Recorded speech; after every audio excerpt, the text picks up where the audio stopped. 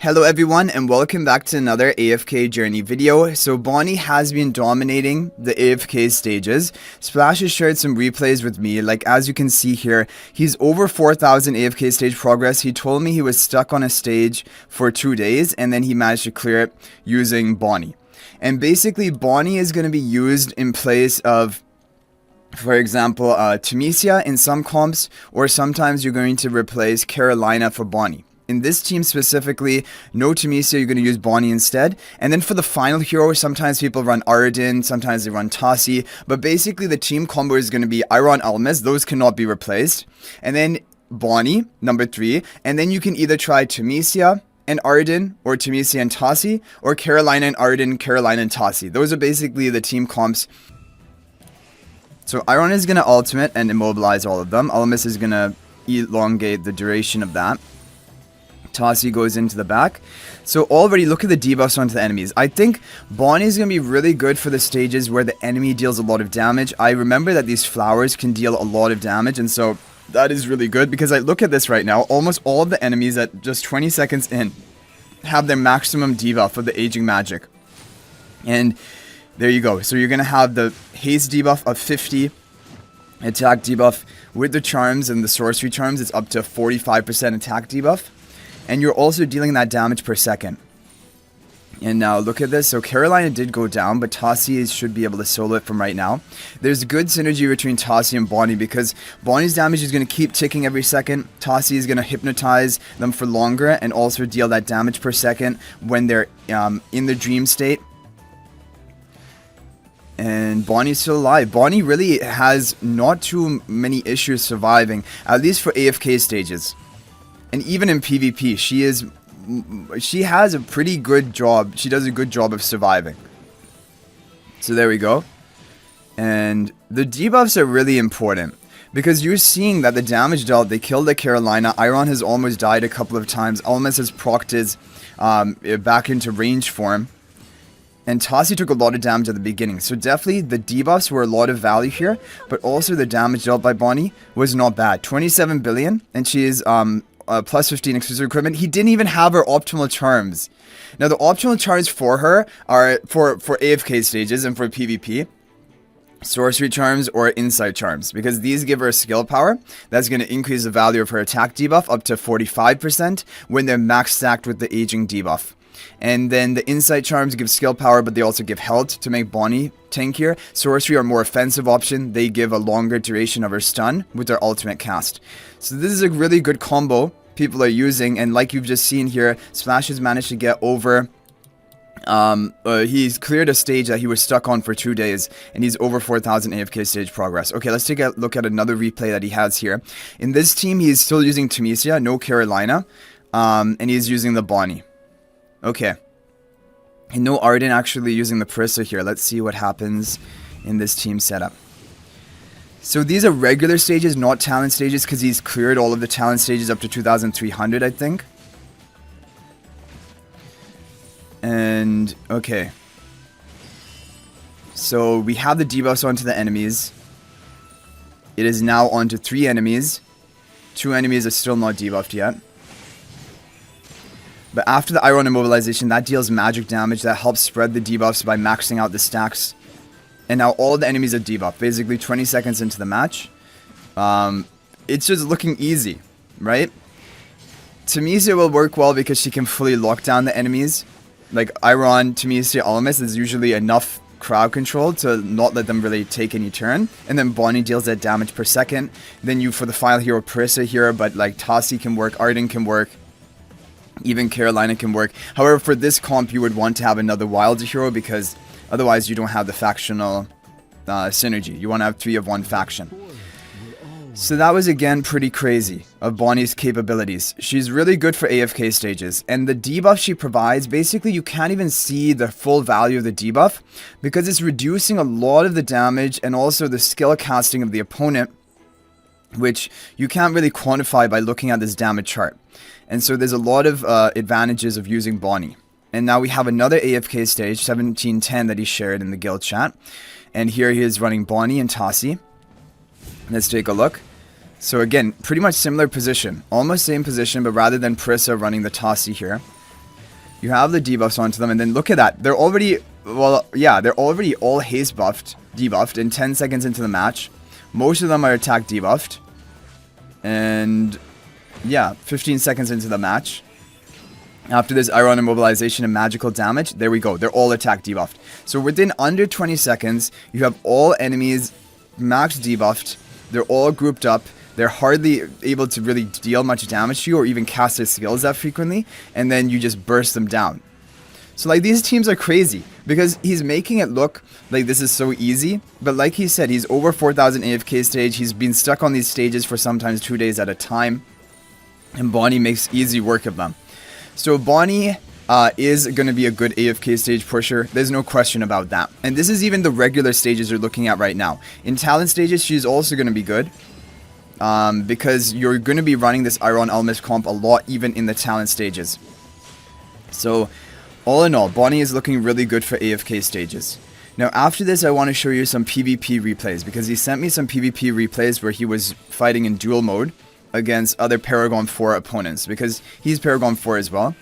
So the only fair testing is for him to be attacking in duel mode. So this actually looks like we might not even kill it in time, but I guess the burst is going to come through. Like Tassi, one ultimate cast should be able to do it if she gets it off right now. Yeah, got the ultimate cast. Who is this really tanky hero here in front of the Talene? That's the hero that's just not dying. The Talene keeps repeatedly dying, but this hero, wow. I want to see the damage chart because then we can see who was that hero that took all of that damage. Oh, it was Thorin. Yeah, no doubt. So it was the Thorin. That's why it was so difficult to kill him. But even then, look at that. Bonnie dealing almost as much damage as Tassi.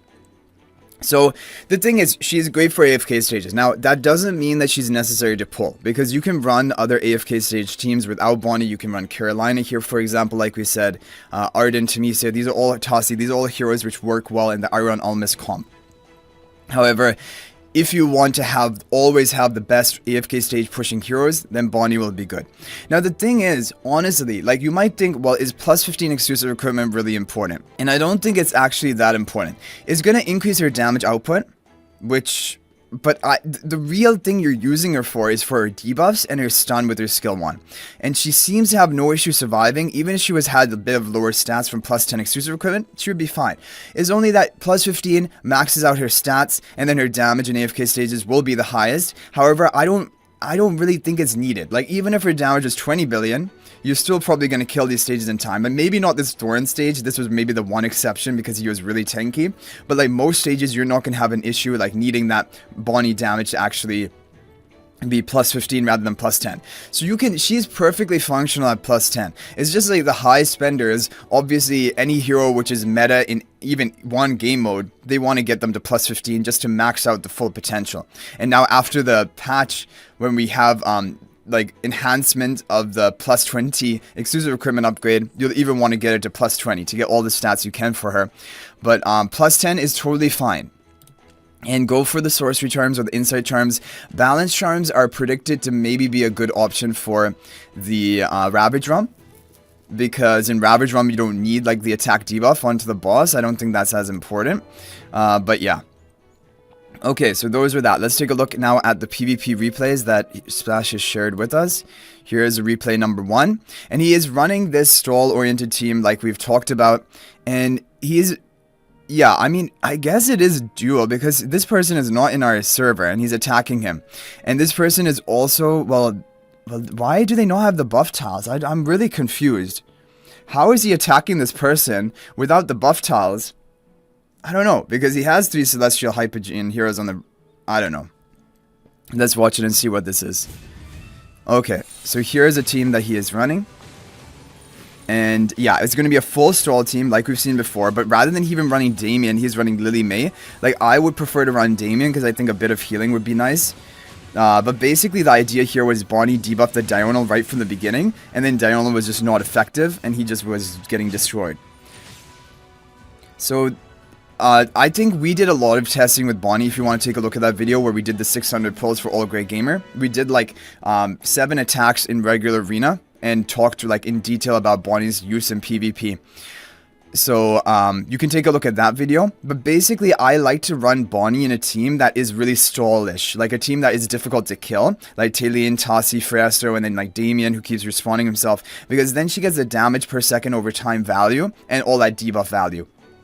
This was like kind of a more offensive option. It had like more nuking with the Tassi and the Lily May in it. But let's take a look and see. So the Dynamo is going to get debuffed at the beginning. And even though it doesn't show on his like a haste debuff on his indicator, I think it's because he has haste buffs as well, so it's kind of counteracted. But he is the first one to be haste debuffed. If you watch it in slow motion, this is what I was doing yesterday, then you do see a haste down red text for like a split second on his body. So you know he is getting haste debuff. And he does have that attack debuff at the end, which only happens after you max stack the effect. So yeah, that is one PvP. And then we have another one, Arena 4. And this was, again, I don't understand how he's attacking this person, because you can't toggle off Celestial Hypogean tiles, right? If he's attacking in duel, you can't, I don't think you, there hasn't been a change, right? But they have the charms present. I don't know. Anyway, the first one debuffed is going to be the Freastro here, because this is the thing. Lily May is going to be intargetable from the beginning of the match, so she will not be hit by Bonnie's debuff, and so the debuff will have to go onto the Freastro instead of whoever is in front of the Lily May, because it can't go off on Damien either. It doesn't go on Damien, it doesn't go on Lily May. It will spread to Damien's Toy Chariot, but at the beginning of the match, there isn't like an actual hero to target. And so it has to go for another hero. So that's why this team didn't end up doing that well. Like, it doesn't look really safe to me. And I think this is a problem. He should have Damien in the team to protect heal his Freastro a bit, but it still ended up winning. So anyway, guys, that is basically Bonnie in a nutshell. She is an AFK stage pushing hero. She has good PvP use as well. But honestly, she's fine in PvP, but I don't necessarily, as of right now, I don't think like necessarily like running her, or like for example running Lily May instead of her, which one would be better? Like if I had a Freastro, Taylene, Tassi, Damien, Lily May team, or Freastro, Taylene, Damien, Bonnie, Tassi team, I don't know which is better. Probably Bonnie would be better, because you debuff the opponent and then you have like that 1v1 potential at the end. So maybe Bonnie is actually just going to be the new meta PvP regular arena defense hero. It could be. Honestly, it could be. So yeah, I don't know. Basically, that is the thing about PvP. And for AFK stages, she seems pretty good. She might even be the new hero to be running with the Iron Almas comp, even in favor of like Carolina, like we said, or sometimes Tunisia or Arden. So that is the thing. I think she is a good hero for you to recruit for, but she is by no means necessary, because she will not help you in Dream Realm. Right now, she hasn't been used, and also, just based on her kit, I do not think she can ever be a good Dream Realm hero. Anyway, the haste debuff doesn't apply to bosses, and also the attack break debuff is not really needed in endless bosses, because you're not at a risk of dying.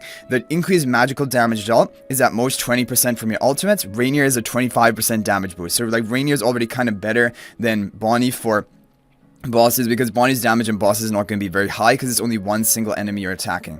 So I don't think she's going to have Dream Realm uses, but for AFK stages she's good, PvP she's good, but that, in my opinion, that is not then a must-pull status hero. And actually, out of this season, I think Sonya's number 1, because she's Dream Realm uses, Tassi's number 2, because Tassi is more dominant in AFK stages than Bonnie as of right now, and Bonnie number 3. Those are like the top 3 heroes from this season, if you want to try to, like, which one to focus on.